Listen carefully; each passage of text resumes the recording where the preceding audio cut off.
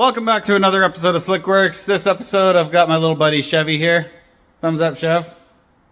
So we're doing drift car things today. Hi. My name is Chevy and I'm working with Daddy. Sorry, say that again. Hi, my name is Chevy and I'm working with Daddy in his shop.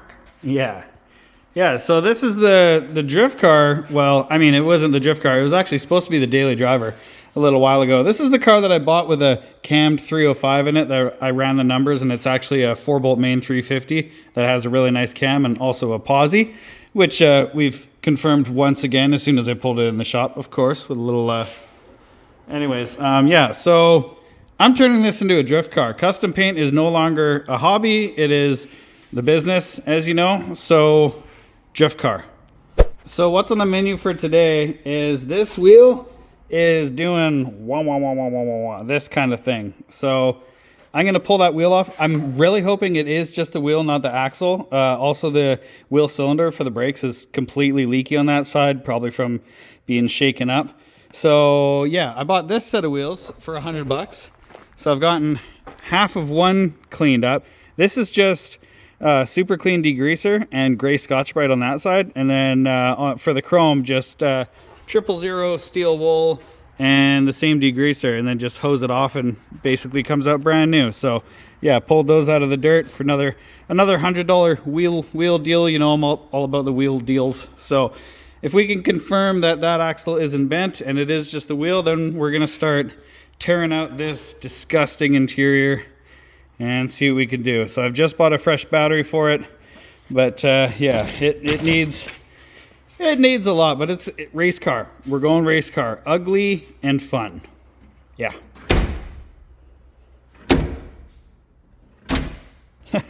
Yeah. Just to show you guys the first two.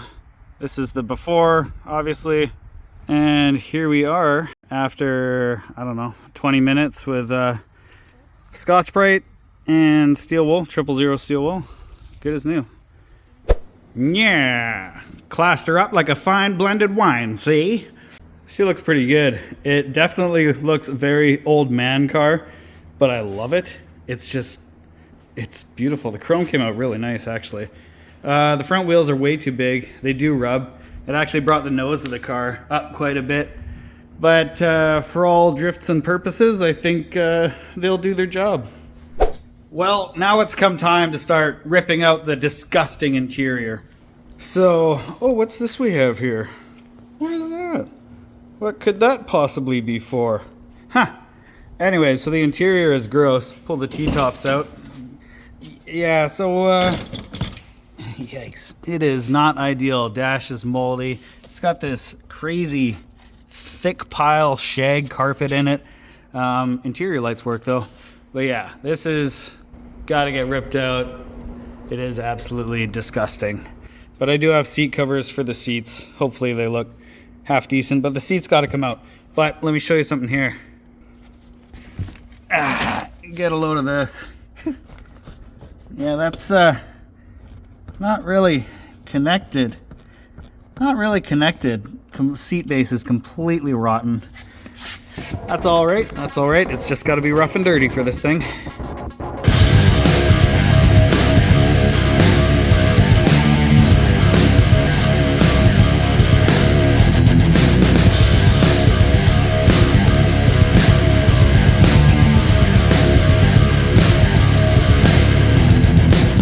Well, I've made quite a mess on the floor, but I must say, I've never seen the door glass out with the T-top out, and that looks so sweet. Anyways, yeah, that's kind of what it looked like before, right? And now, it is so lightweight. I cannot explain how lightweight this door is. It doesn't even have the weight to close itself. Oh, this is great. Terrific.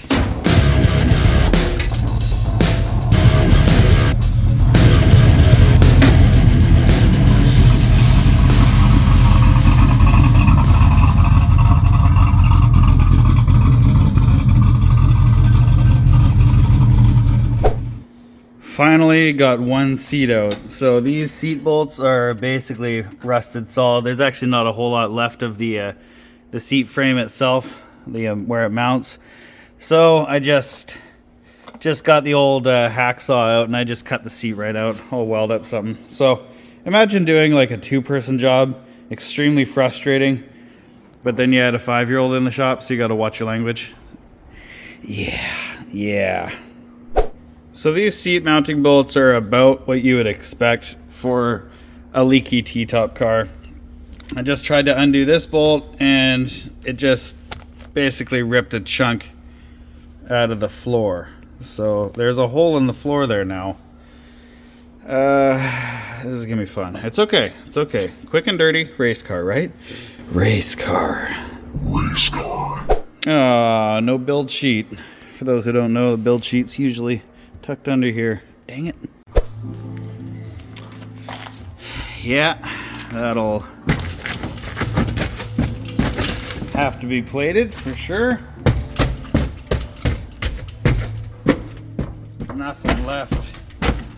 Nothing left. Jeepers.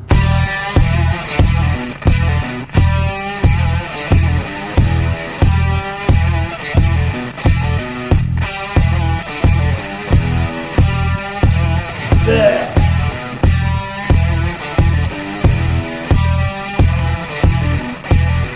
Okay, seriously, what the heck have I gotten myself into?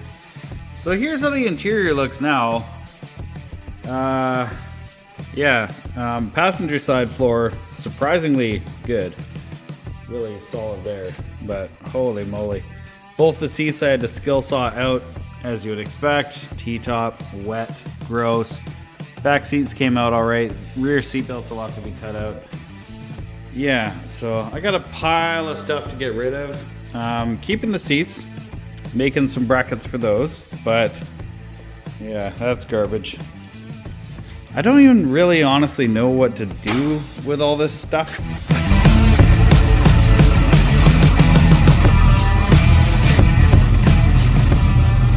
Yep, that's a bent axle.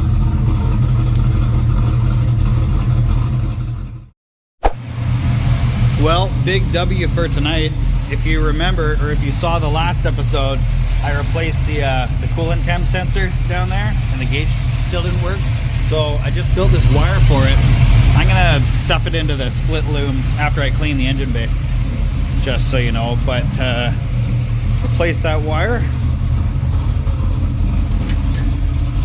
So after I replace that wire, we have, oh, that temp gauge works. So now we have oil pressure, fuel gauge, temp gauge, and voltmeter. No clock, of course, but that's all we need. Right on. Very pleased about that. So now she's getting a little hot, creeped up on me, so I just clicked on the fans. So we'll see if the fans bring the temp down.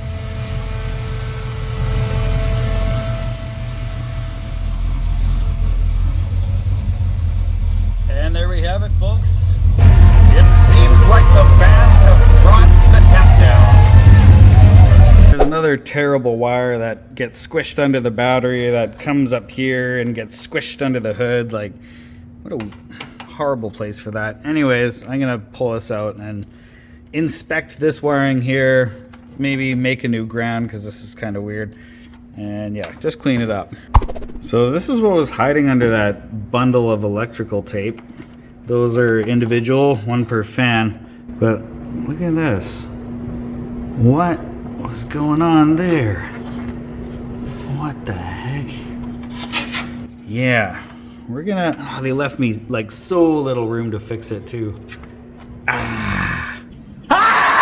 Okay, so my plan now is, because I don't have any room there to fix those, I'm just gonna cut these plugs right off and then hardwire them from all the way down here. These plugs aren't really doing anything anyways, so yeah. Definitely getting somewhere with the wiring. Clean it up nicely, and you can see I staggered my cuts. Kind of, there you go. Yeah, so I staggered my cuts 2 and 2 so that when I hit it with a heat gun, it's not just like a fat ball in the line of 4 connections, it's 2 and 2. So that'll clean it up nicely. Got a nice new ground on there. That'll do. Solid. Safe. Gonna have children in this car. And there we have it, with the wires all heat shrunk and safe looking. Yep, I just gotta tape them all together, all the way up here, attach this guy to this guy, run this guy all the way around there, all the way back there to the interior fan control, which is what they chose to use the fans on off switch, and it seems to work, so we'll go with that too. Just clean it up.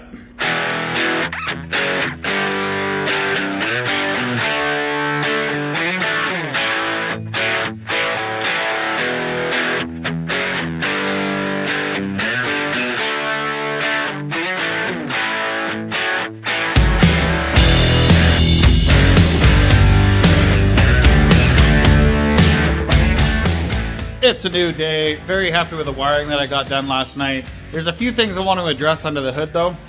So we need new air cleaner. So I am going to clean up that air cleaner lid, but there's a bunch of stuff that's not necessary, like that. That's the cruise control master. We don't need that where we're going. Obviously the whole HVAC setup is not necessary. Not sure if I'm going to rip that whole thing out yet. I don't know. We're going to hit the pause button on that, but this whole engine bay needs a good degrease and power wash, as well as the whole rest of the car, really. So I think that's the next plan. I'm going to go buy some parts. I'm going to get some sparks, some wires, and a new air cleaner, and new valve cover gaskets, and whatever else I feel like. Gave the old girl a power wash, in and out. Engine bay looks pretty clean. Has developed a misfire, probably just a little water in the distributor or something. Probably will dry itself out. Interior, cleanish. Also, I noticed this. Have a look at this. See that damage on the tunnel there compared to this side? I'm thinking at one point in time they broke the drive shaft and it just beat the hell out of that from the inside. Looks like that's what happened anyways. Yeah, so she's nice and clean. Time to get her back down to the shop. Not a necessary thing, but I'm gonna hit these headers with some barbecue paint. Alright, well, I don't know where I left off, but I did some really rough rattle canning under here, like here and there and on the brackets and stuff, so they're not rust colored, as well as barbecue painting the headers with zero overspray on anything. Don't worry about that. So I think this is just gonna be like the Underhood episode. So yeah, I'm gonna get this heater out of here. I'm gonna pull this whole thing out of here. I got some plugs, some 1/2-inch NPT plugs to go in the water pump, as well as the intake manifold. Block that off. We'll get rid of these hoses, pull this whole chunk out of here, and maybe make a little plate to block it off with. Just want to pretty this up a little bit, you know, as well as weight reduction, obviously.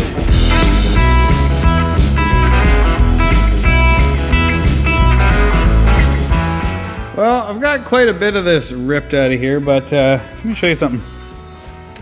One bolt, hard to get to. Right down there. You can't really feed a socket and a swivel through there because this big housing's in the way, but I think I have a solution for that.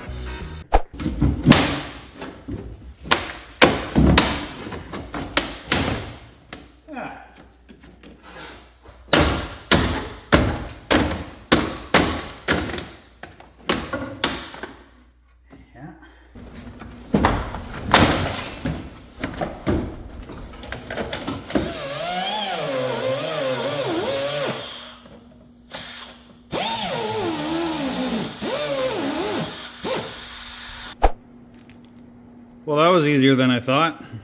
Well, that took a little bit longer than I was hoping. It's just about midnight now. I wanted to be done by 11 getting that out of there. Anyways, I got some plugs for these. Just a 1/2-inch pipe thread plug, and then I'm gonna get rid of this heater core.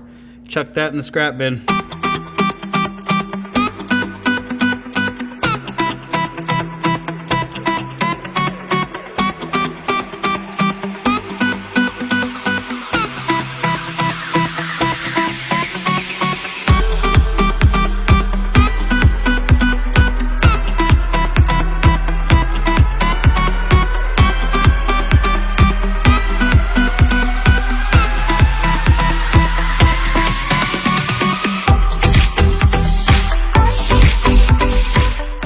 New day. Got some little kids with me. There's one little kid. There's the other little kid. So we're gonna keep making this engine bay pretty. Let's see if we can finish it up today. Maybe. We'll see. So hoping today to get rid of the last of the aluminum foil tape. This horrible stuff. Curse this engine bay. Looks gross. So we did a vote on what kind of heat insulator socks. We got some new plug wires. And it was we voted purple, right guys? Yep. Yeah. It was red or purple. Red or purple? Vote for that. You what? I did not vote for that. I voted for red. Yeah. That's all good. But we chose purple. There was only purple and red. There was only purple and red. Yeah, those are the options. Everything else in the engine bay is red, so we're going with Purple. purple. Yeah, 3 people chose purple. Yep. But I only chose red.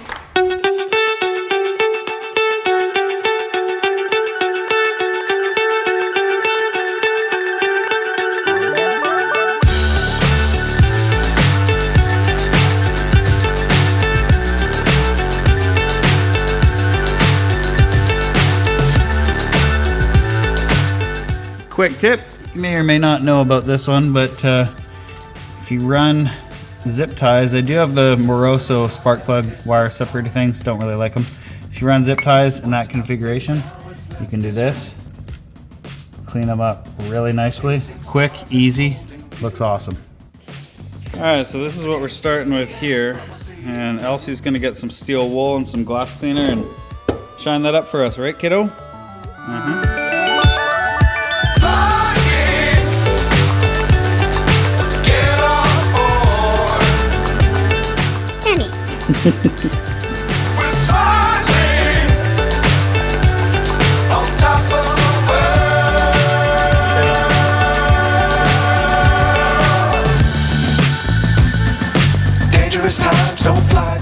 Well, Elsie did a fantastic job on this one.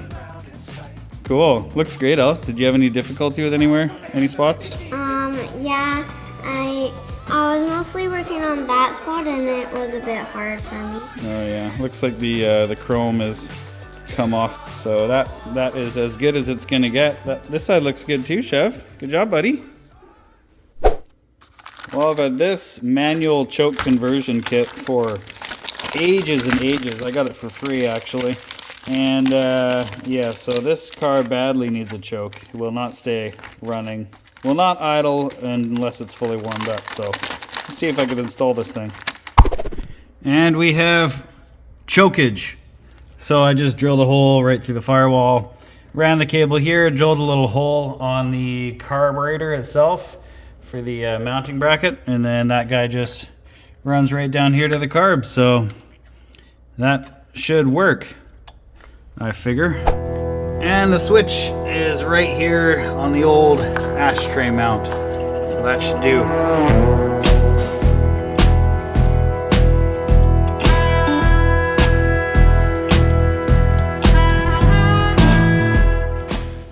Okay, well, I'm almost finished under the hood here. All that I have left, I think, is to just make the plate. I got a sheeted diamond plate. I'm just gonna cut it and stick it on there. Make the plate to cover up the hole. And that's about it. But if I can fire this thing up and it runs without giving it any gas, then I know the choke is working. Yeah, we'll see. I don't know.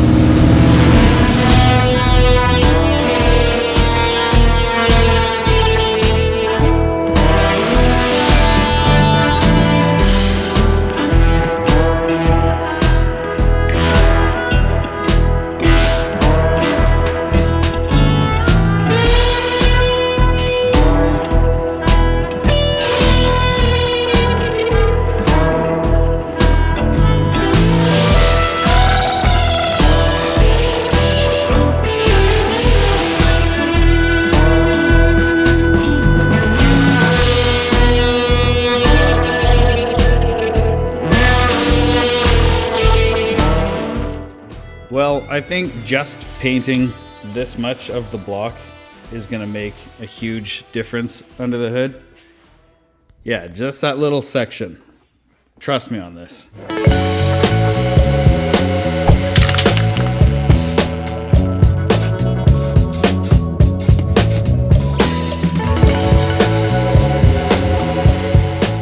Boom, rattle can rebuild.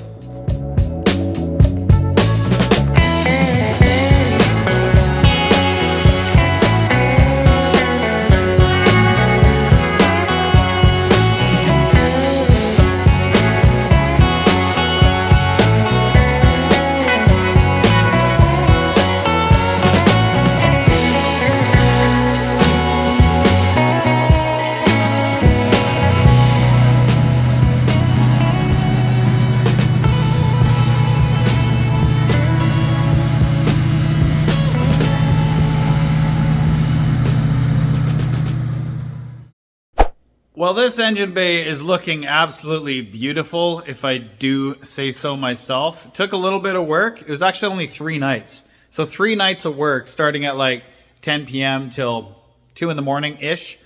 And managed to give the entire engine bay a new look. It runs better. It drives better. With the choke, it fires right up. 2 pumps of the gas. Pull the choke, fires right up. Idles, does its thing. Slowly let the choke in. It's great. It's reliable. And man, does it look sweet. Looks so good. Looks tidy. Like, look at this wire management here. Just with zip ties, and I had one of those Moroso things left over, so I used it there. But holy, beautiful. Even hit some back to black on the rubbers to make it look like I got new rad hoses and such. But yeah, very, very, very, very, very, very, very, very happy. So there's one more thing I need to do to make it pass tech inspection under the hood. And there's one more thing I need to do because what's in there right now is garbage.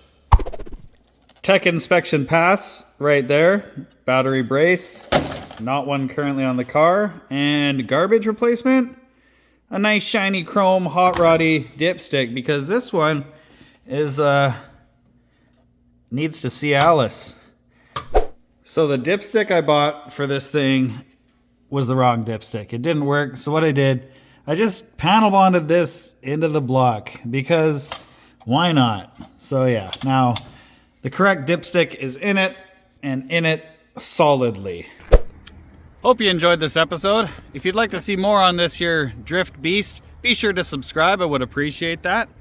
Next episode, I'll be making some seat mounting brackets for that car. And there is a roll cage in one of these cars that's going to go in there. Can you guess which car is storing the roll cage? Yeah, that's correct. That one. There is a car in there. There's a 2006 Ford Focus that has a roll cage in there. So yeah, that's going to be going in the Grand Prix next week. Thanks for watching. Bye.